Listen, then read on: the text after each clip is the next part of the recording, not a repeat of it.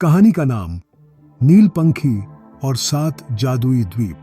बहुत समय पहले जब तारे जमीन के करीब हुआ करते थे और पेड़ों में परियां गुनगुनाती थीं, एक छोटे से गांव में आरव नाम का एक लड़का रहता था। उसकी आंखों में हमेशा आसमान के पार देखने की ललक थी।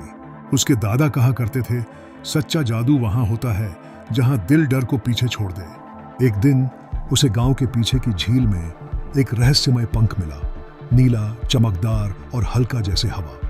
पंख छूते ही उसके सामने एक नक्शा उभरा, 7 जादुई द्वीपों का नक्शा। उसी पल आसमान से एक उड़ता हुआ घोड़ा उतरा। नीलपंखी, उसने कहा, तू चुना गया है आरव। 7 द्वीपों की शक्तियां बिखर गई हैं और दुनिया का संतुलन टूट रहा है।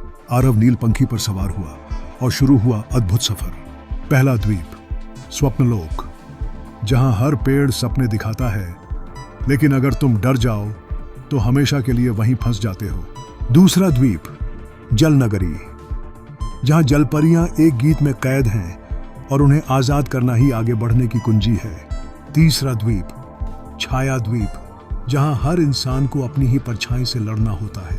चौथा द्वीप, इंद्रधनुष वन, जहां हर रंग एक भावना है और संतुलन बिगड़ने पर सब कुछ मुरझा जाता है। पांचवा द्वीप, घड़ी महल, जहां समय ठहर चुका है और एक बूढ़ी परी आरव को समय को फिर से बहने देना सिखाती है।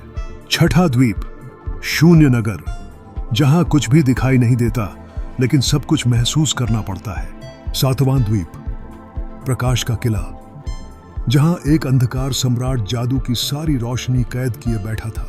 हर द्वीप पर आरव ने हिम्मत, दोस्ती और विश्वास की नई परिभाषा सीखी।